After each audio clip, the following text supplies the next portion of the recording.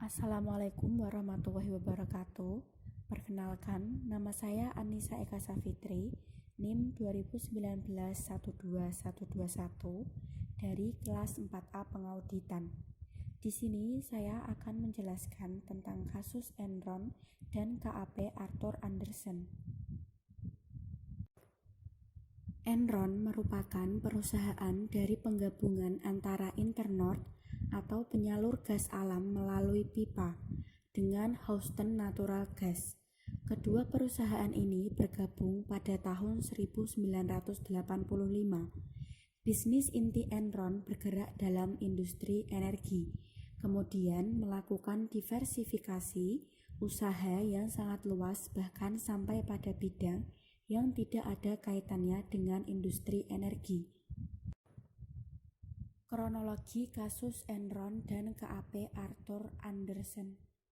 Pada tahun 2001, terungkap kasus penyalahgunaan etika profesi akuntansi pada kantor akuntan publik atau KAP Arthur Andersen, bahwa terdapat hutang perusahaan Enron yang tidak dilaporkan yang menyebabkan nilai investasi dan laba yang ditahan berkurang dalam jumlah yang sama. Oleh sebab itu, Enron mendaftarkan kebangkrutannya di Amerika Serikat pada tanggal 2 Desember 2001 dan pada Eropa pada tanggal 30 November 2001.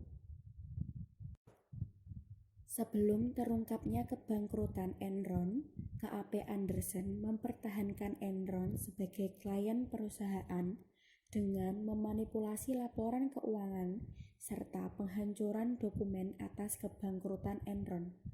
Kronologisnya pada 12 Oktober 2001, KAP Andersen menerima perintah dari para pengacara Enron untuk memusnahkan seluruh materi audit kecuali berkas-berkas paling dasar yang mengakibatkan Enron menyatakan bahwa periode pelaporan keuangan tersebut perusahaan mendapatkan laba bersih sebesar $393 juta, akan tetapi pada periode tersebut perusahaan Enron mengalami kerugian sebesar $644 juta yang disebabkan oleh perusahaan-perusahaan kosong yang didirikan oleh Enron.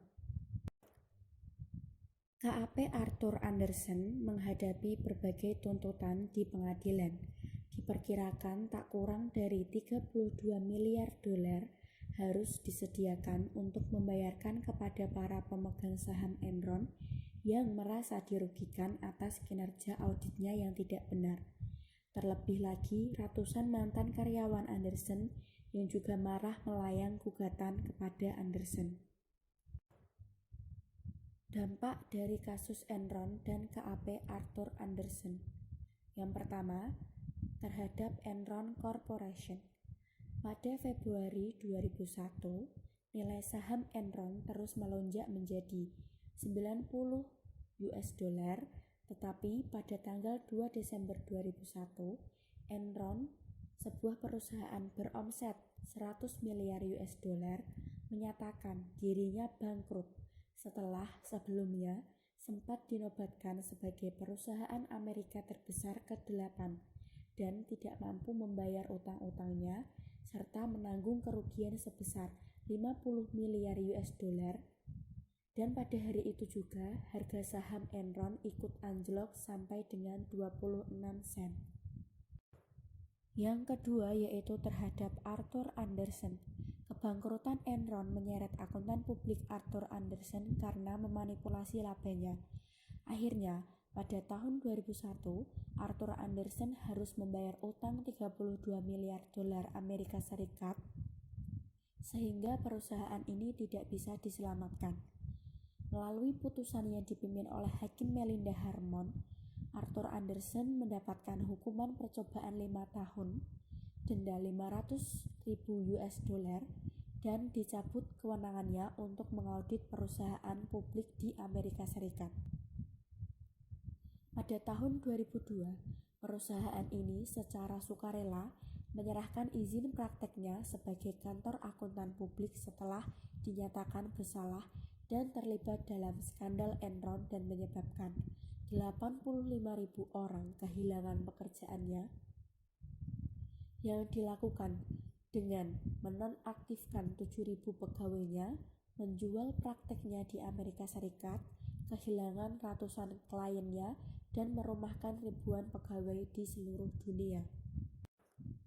Yang ketiga yaitu terhadap profesi akuntansi, Sarbanes-Oxley Act. Akibat dari kasus Enron dan Arthur Andersen, pemerintah Amerika Serikat menerbitkan Sarbanes-Oxley Act atau SOX untuk melindungi para investor dengan cara meningkatkan akurasi dan reliabilitas pengungkapan yang dilakukan perusahaan publik. Sarbanes-Oxley adalah nama lain dari Undang-Undang Reformasi Perlindungan Investor atau The Company Accounting Reform and Investor Protection Act of 2002 yang ditandatangani George Bush bulan Juli tahun 2002 lalu. Selain itu, dibentuk pula PCAOB atau Public Company Accounting Oversight Board. Kesimpulan, Enron dan KAP Arthur Andersen sudah melanggar kode etik yang seharusnya menjadi pedoman dalam melaksanakan tugasnya dan bukan untuk dilanggar. Yang menyebabkan kebangkrutan dan keterpurukan pada perusahaan Enron adalah editor Arthur Andersen, satu dari 5 perusahaan akuntansi terbesar yang merupakan kantor akuntan Enron. Keduanya telah bekerja sama dalam memanipulasi laporan keuangan sehingga merugikan berbagai pihak, baik pihak eksternal seperti para pemegang saham dan pihak internal yang berasal dari dalam perusahaan Enron. Enron telah melanggar etika dalam bisnis dengan tidak melakukan manipulasi guna menarik investor.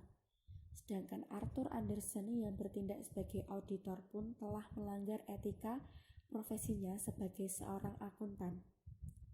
Arthur Andersen telah melakukan kerjasama dalam memanipulasi laporan keuangan Enron. Hal ini jelas Arthur Andersen tidak bersikap independen sebagaimana yang seharusnya sebagai seorang akuntan.